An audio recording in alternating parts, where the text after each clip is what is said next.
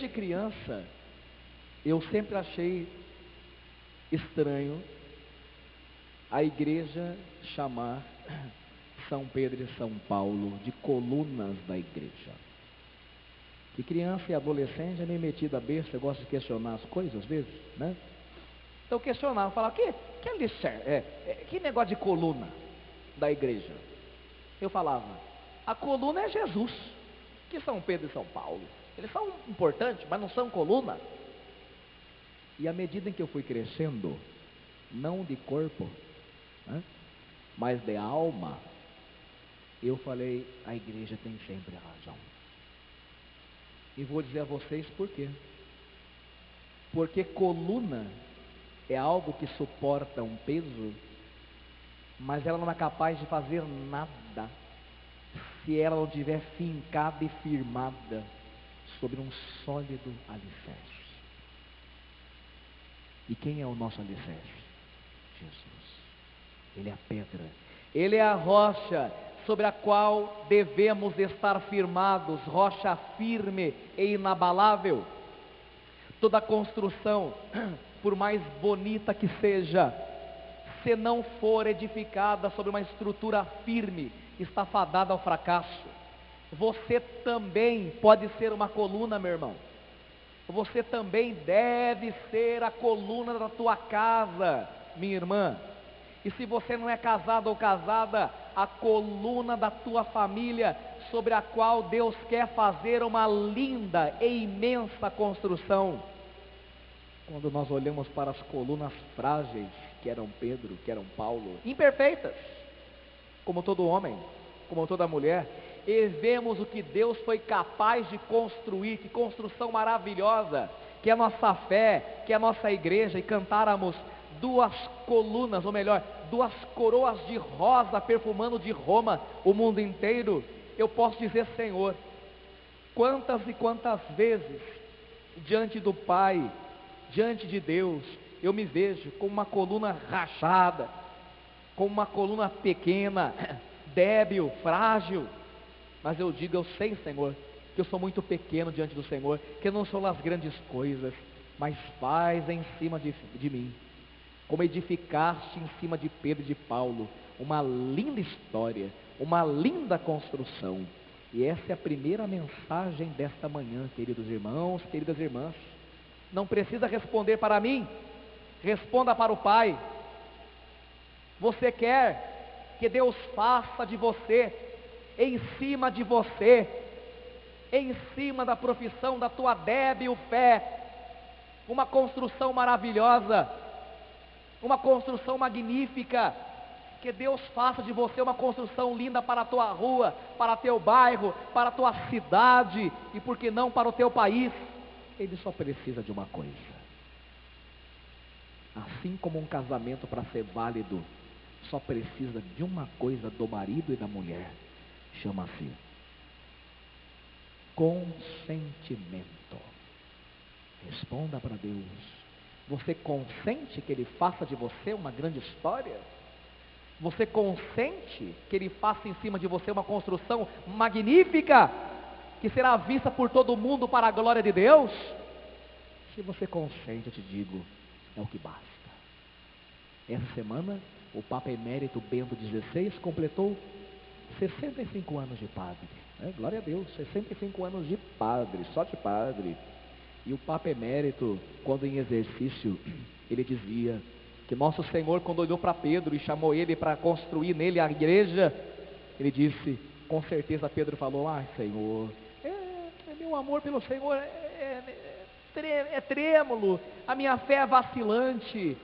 E o Papa Emérito dizia, não importa se o teu amor ou tua fé são pequenos, desde que sejam sinceros, viu? Você que se sente pequeno, pequena, não importa, desde que seja um amor e uma fé sinceros, verdadeiros.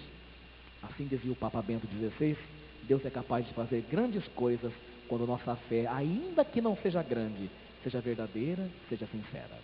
Essa é a primeira coisa. Agora a segunda, não menos importante, uma coluna só aguenta o peso, como lhes disse, quando o alicerce é firme, Um cristão só aguentará o peso da existência, o peso existencial, o peso da vida, se o alicerce escolhido também for firme. Desde ontem a hoje, eu estou falando em todas as missas da construção de Santa Filomena. Por quê? Quando nós compramos o terreno aqui do lado, foi difícil, a gente teve que enterrar muitas medalhas da Santa, né? E rezar muito para ver se conseguia comprar, porque o dono não queria vender na época, né? Santa Filomena foi lá amolecendo o coração. Eu me lembro, quando nós compramos o terreno, os primeiros 100 mil reais foram gastos numa coisa que ninguém vê. Nós tivemos que contratar a Refor Sonda, né, para fazer a sondagem do solo, a muitos metros de profundidade.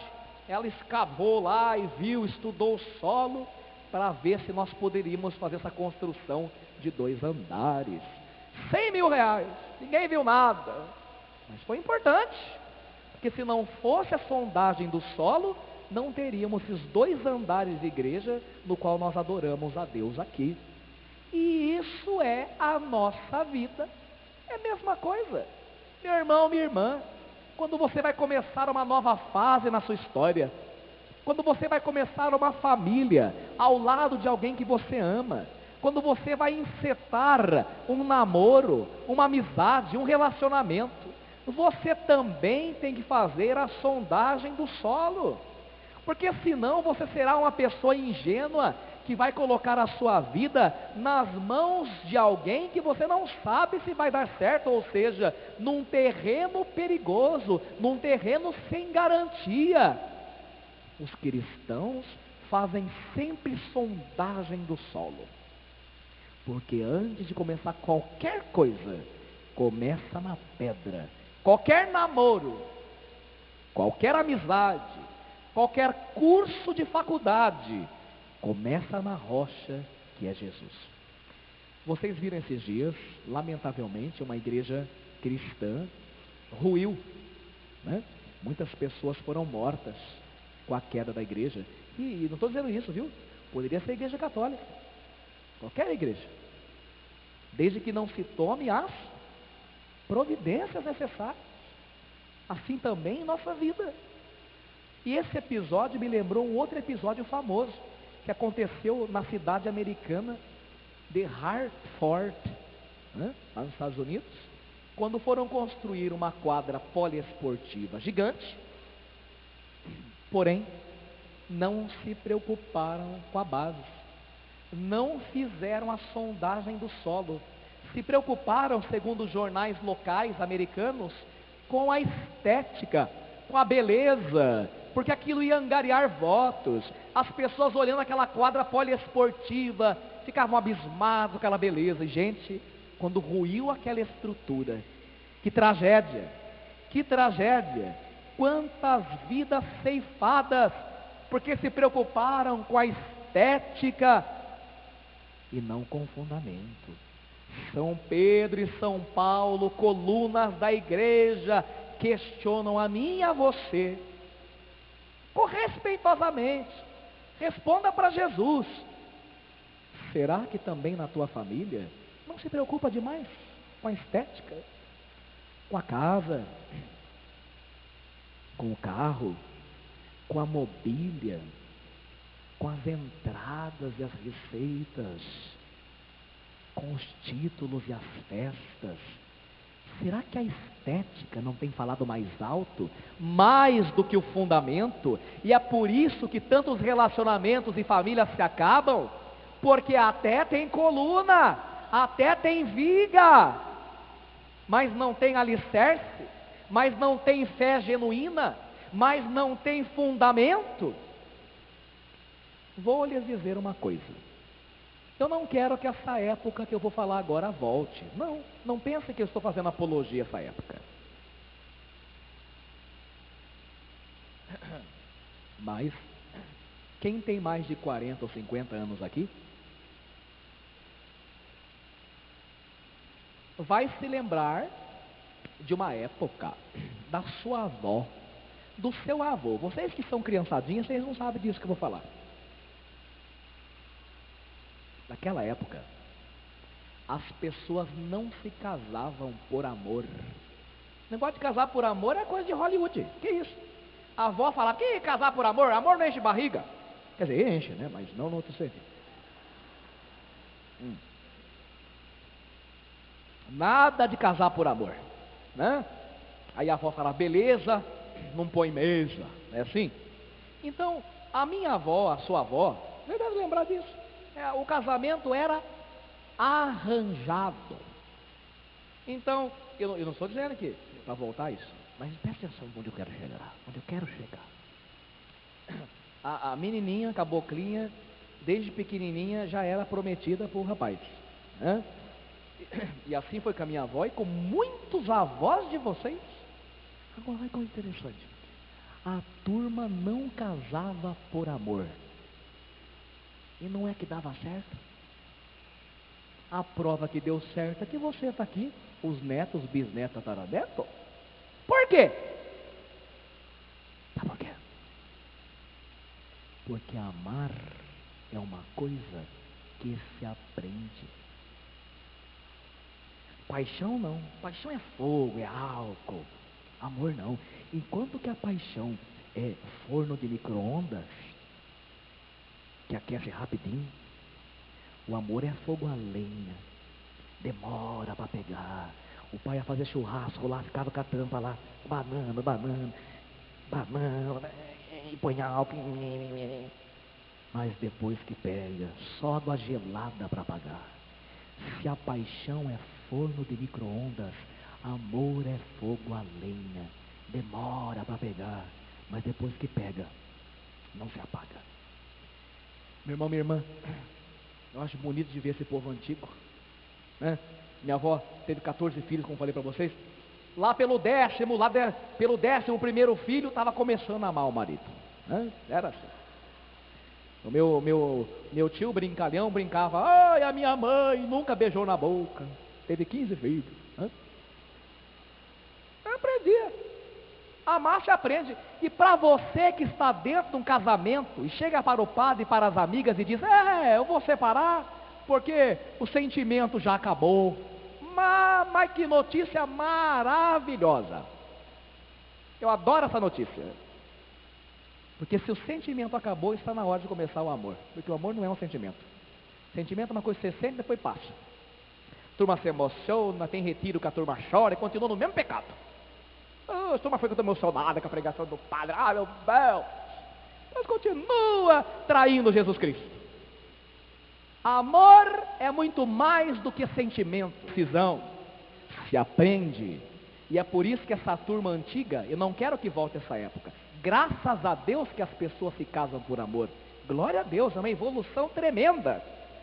Mas que nós temos que aprender muito com essa época, tem. Porque hoje, no primeiro desafio, na primeira dificuldade, como a coluna não tem alicerce, o que acontece? Separação, divórcio, desistência. Porque estavam preocupados demais com o lado estético. Todo sábado eu celebro o casamento. Casamento das 5, que geralmente é 5h40. Porque brasileiro não tem horário. Um dia ainda vai ter, que nós temos só 500 anos, né? Mas veja, ontem, por incrível que pareça, o casamento começou 5h01. Eu falei, nossa, quem está casando? Até eu fui olhar. É milagre. Ninguém casa na hora. É desculpa do cabelo. Ai, que o meu cabeleireiro ficou lá, ninguém. Perdeu a aliança. Uma vez o noivo perdeu a aliança, estava dentro do sapato dele. Vocês acreditam? Pois é. Aí acontece cada coisa de casamento. Mas você veja. Eu fui celebrar o casamento ontem e ontem eu senti que as pessoas estavam casando mesmo. Por que digo isso? Não sei o que estou dizendo, eu já dizia, mas o Papa disse.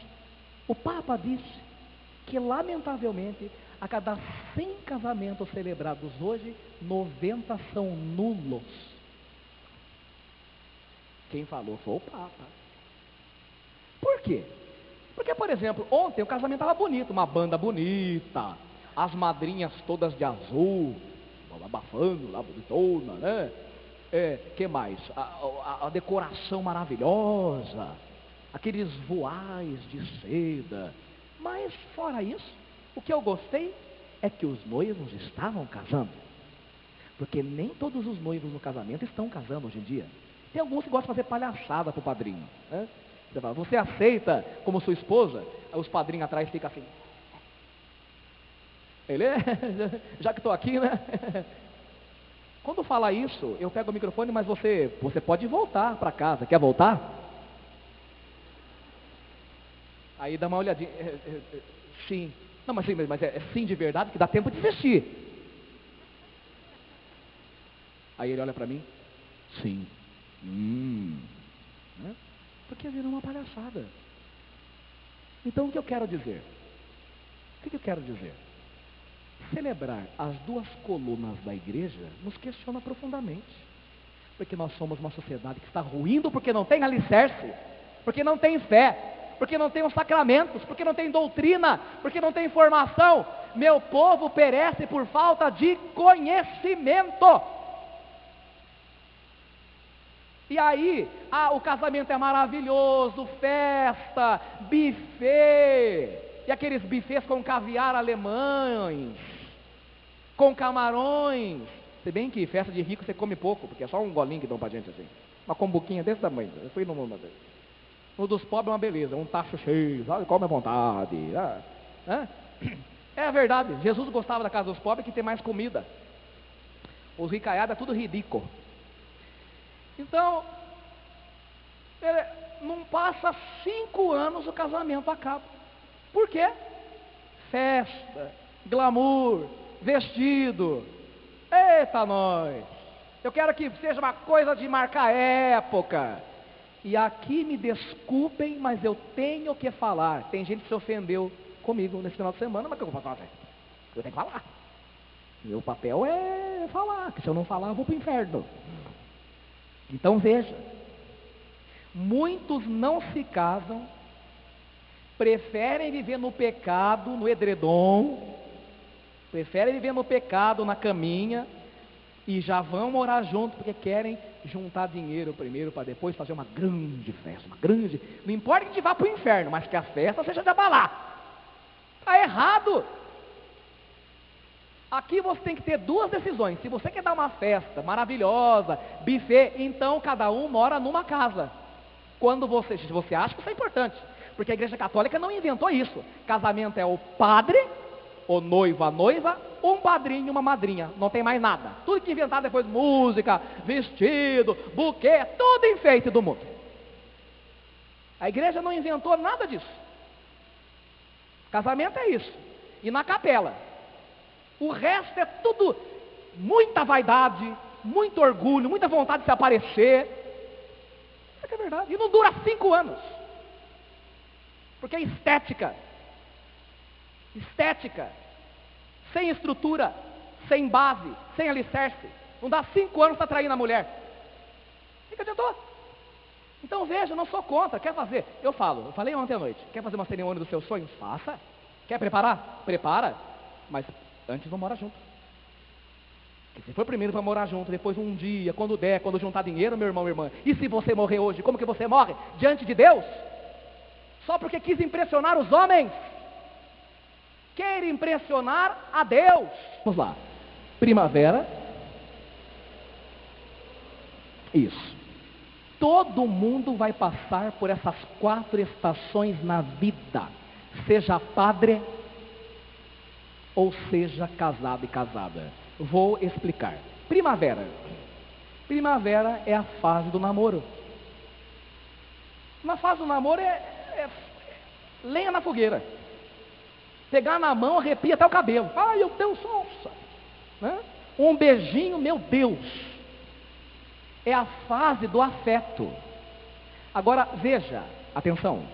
Afeto não segura relacionamento. Não segura. Porque afeto não tem, faz parte, mas afeto não tem estrutura. Vou falar uma coisa aqui que no começo pode ser que você não entenda, depois você entende. Sabe por que as pessoas se separam? Sabe por quê? Sabe por que namoro acaba? Sabe por quê? Sabe por que casamento acaba? Sabe por quê? Porque os dois se gostam. Olha que interessante. Você escutou bem o que eu falei? Dá errado porque se gostam. Como assim, padre? Explico.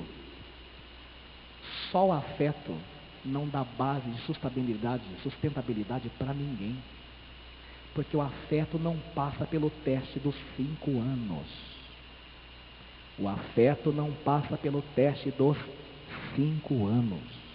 Depois dos 5 anos de relacionamento, não é que o afeto acaba, mas ele estava lá no pico, aí ele se estabiliza.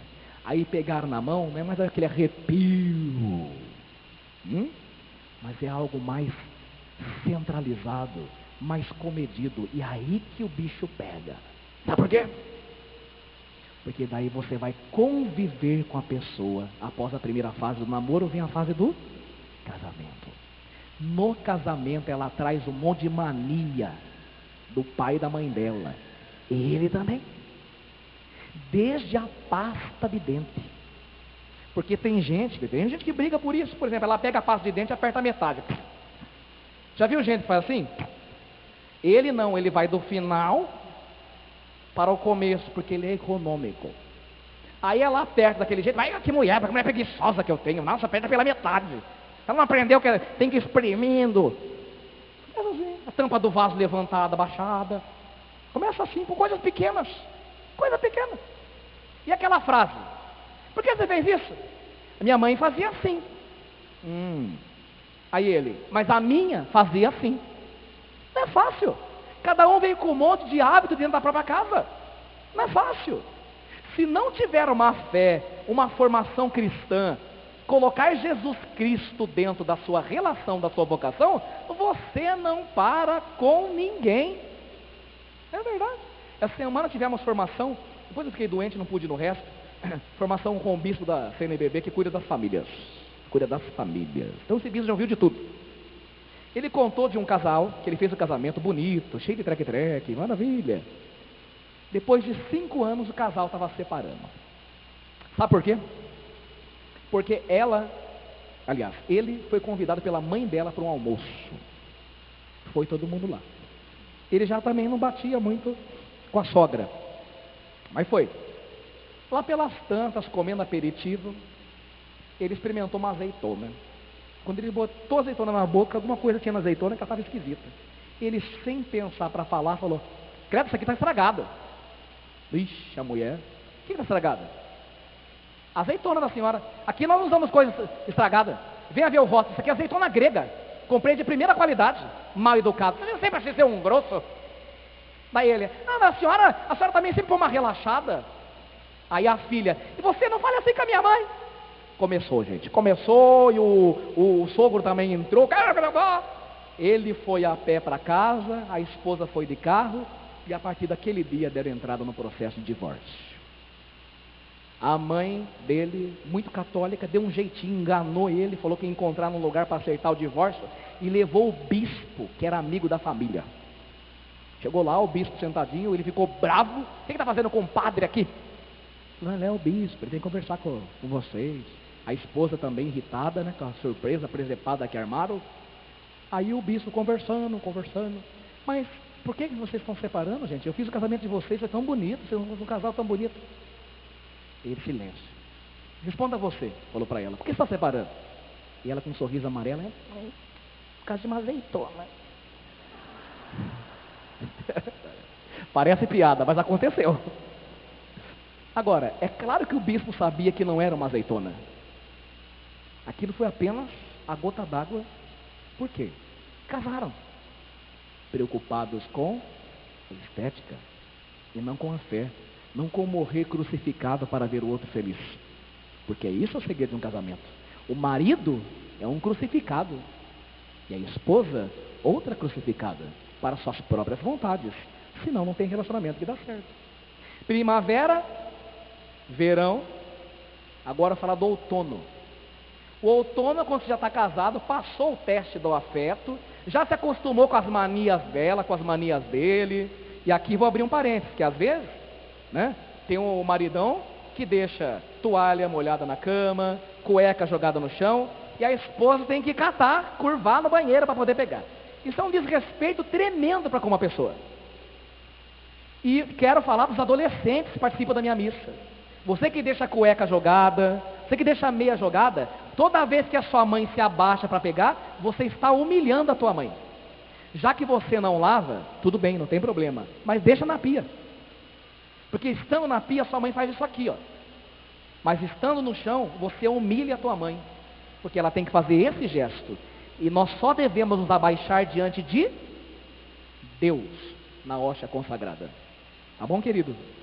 E se você é marido e tem esse hábito, vamos se converter, né? Não se tem esse comportamento com ninguém. Ninguém se abaixa para pegar nossas coisas. Se alguém tem que se abaixar para pegar sua roupa, é você. E me desculpe falar isso, que eu tenho que falar de tudo. Padre não tem que falar só do versículo da Bíblia, tem que falar da vida. Senão não serve para nada a Bíblia. Pois bem, eu estou falando de que estação agora?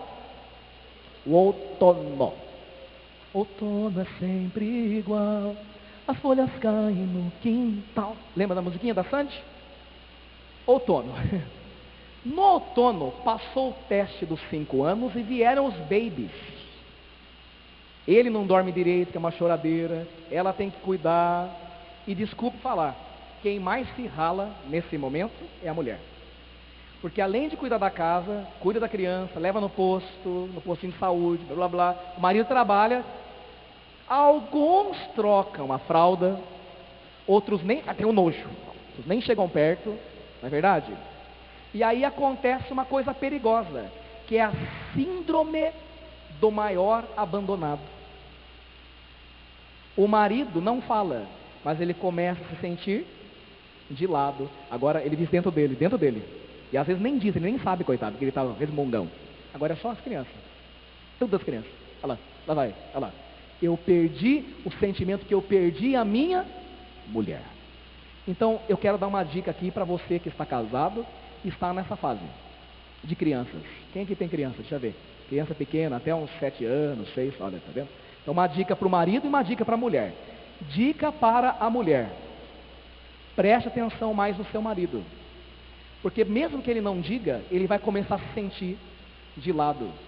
Então tome cuidado para que esse sentimento não o visite. E agora uma dica para o marido: seja compreensivo com a sua mulher, porque ele está parecendo aqueles caras do semáforo fazendo malabarismo, cuidando da criança, cuidando de você, cuidando da casa. Isso quando não trabalha, né? Então, sabe, gente, um pouco mais de compreensão nessa fase. E a última estação? O inverno. O inverno é quando o filho ficou adolescente, já começou a namorar, está mais fora de casa do que dentro, faz faculdade, noiva e finalmente se casa.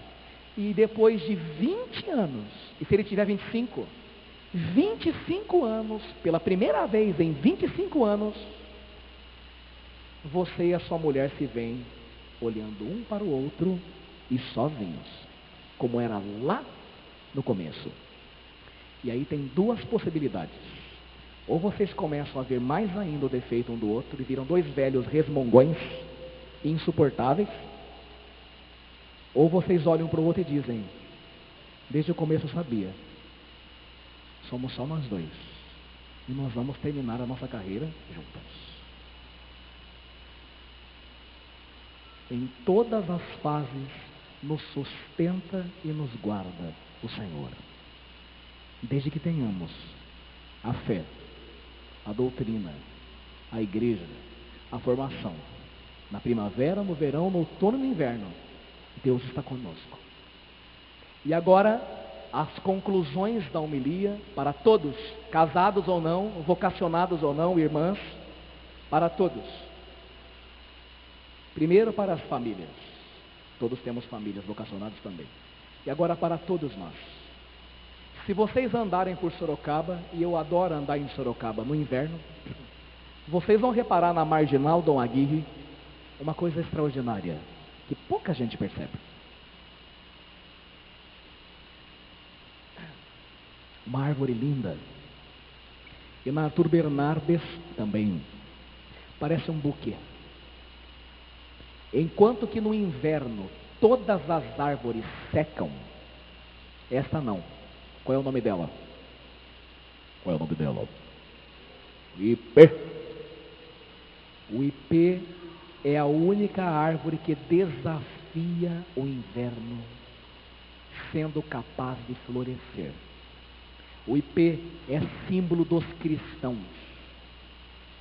que diante das mais duras adversidades da vida, do câncer, da separação, da miséria, da morte, não secam. São capazes de enfrentar e desafiar os invernos mais rigorosos, não perdendo a capacidade de sorrir, de crer e de esperar. Ou você é árvore seca, quando a tribulação vem, ou você é IP florido, que desafia a tribulação e o inverno, como São Pedro crucificado de cabeça para baixo, e São Paulo de cabeça cortada pela espada.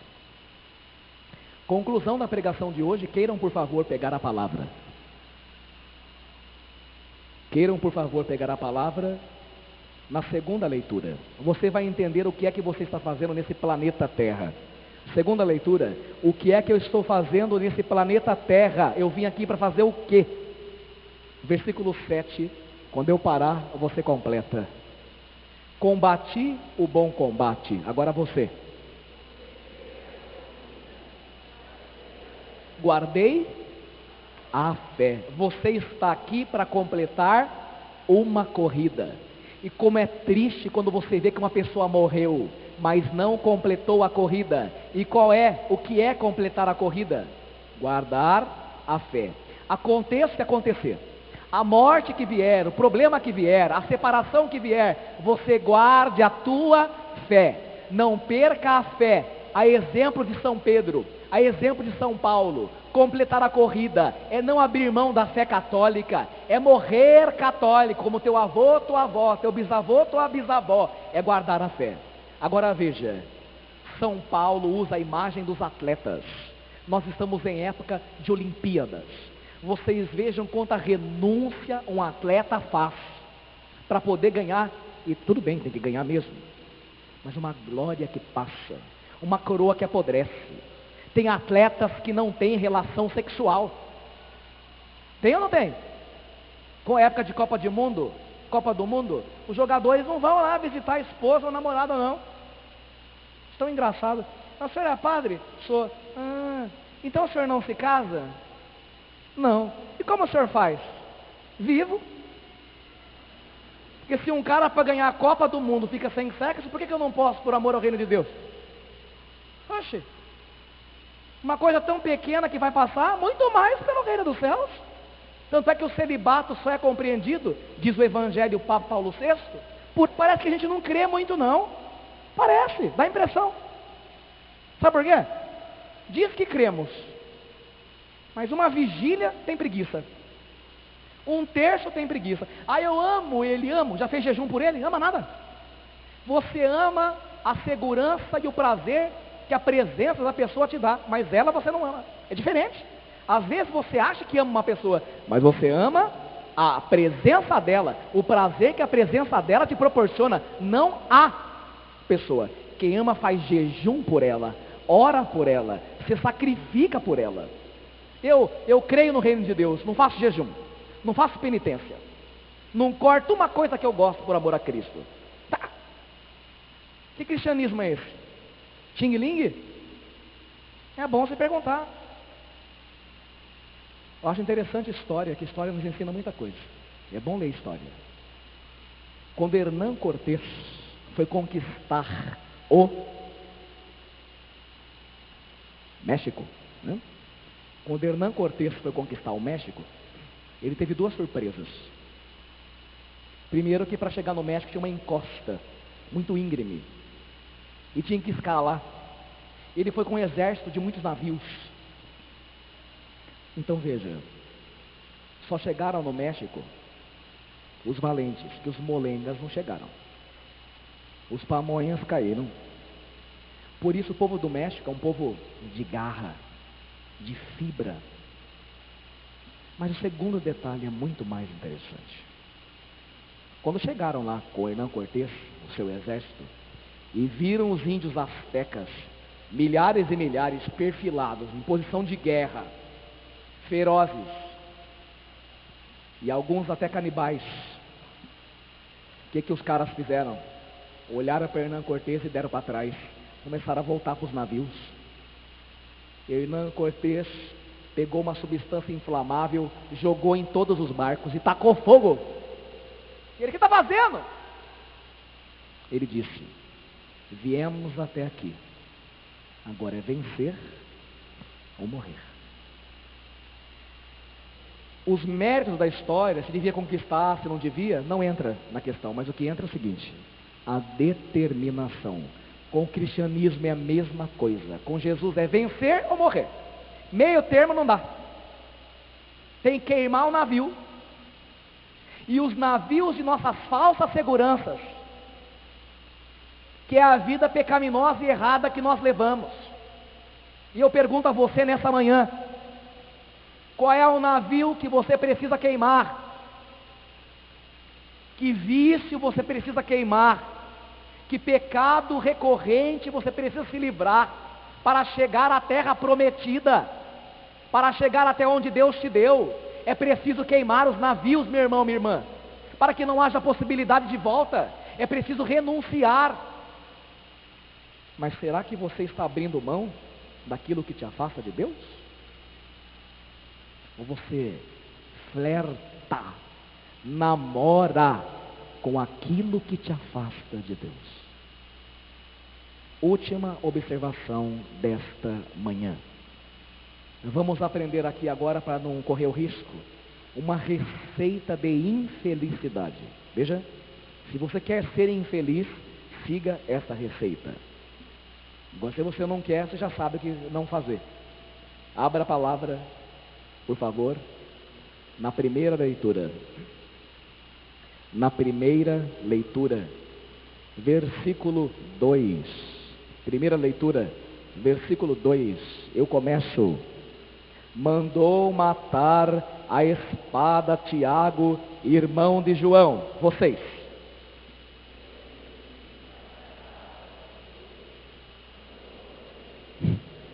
Olha o detalhe. E vendo que isso o que mesmo? Agradava os judeus. Meu irmão, minha irmã, acorda. Acorda. Eu vou até descer aqui. O segredo da infelicidade está em querer agradar os outros. Enfia isso no teu coração e na tua cabeça. Você não vai conseguir agradar os homens, porque os homens são incompletos, imperfeitos e insatisfeitos. Você pode dar o seu melhor, que alguém vai pôr defeito. Se você não fizer nada, vão falar. E se você fizer? Vão falar também. Então faça alguma coisa. Desde que eu aprendi isso, que a opinião dos outros, olha essa frase: opinião é dos outros, não é tua. O que você faz com as coisas dos outros? Deixa com os outros. Você precisa aprender que a opinião dos outros é dos outros. Que o que te salva não é o que os homens pensam a teu respeito, mas é a opinião de Deus a teu respeito. Então busque, a exemplo de Pedro e Paulo, agradar a Deus. Não queira agradar o padre da tua paróquia, quem nos visita ou quem é daqui. Não precisa. Não queira agradar teu patrão. Não. Não queira agradar nem tua namorada. Queira agradar a Cristo. Porque aí você se torna a pessoa que aquela pessoa que está com você precisa. Pare com essa mania. Tem gente que não dorme de preocupação porque os outros falam. Ih, mas estão falando de mim. Deixa que eu falo. Acho interessante, Monteiro Lobato, né? Tem muitas obras. A mais famosa é o Sítio do Pica-Pau Amarelo. Mas tem uma obra dele que chama-se A Corrida dos Sapinhos. Tão bonitinha. E os sapinhos concorreram a uma lagoa. Começaram a correr, né? Pulando lá. E tinha uma arquibancada com a torcida. Quando a turma viu a montanha que eles iam ter que pular, o tamanho deles, A arquibancada começou a gritar: não vai conseguir, não vai conseguir, não vai conseguir. Começaram 100 sapinhos, 10 desistiram, ficou 90. Não vai conseguir, não vai conseguir, não dá, ih, pequeno demais, não vai conseguir. Desistiram 30, e foram desistindo, desistiram 60, desistiram 70, desistiram 80, não vai conseguir, não vai conseguir, não vai conseguir, não vai conseguir. Ficou 5.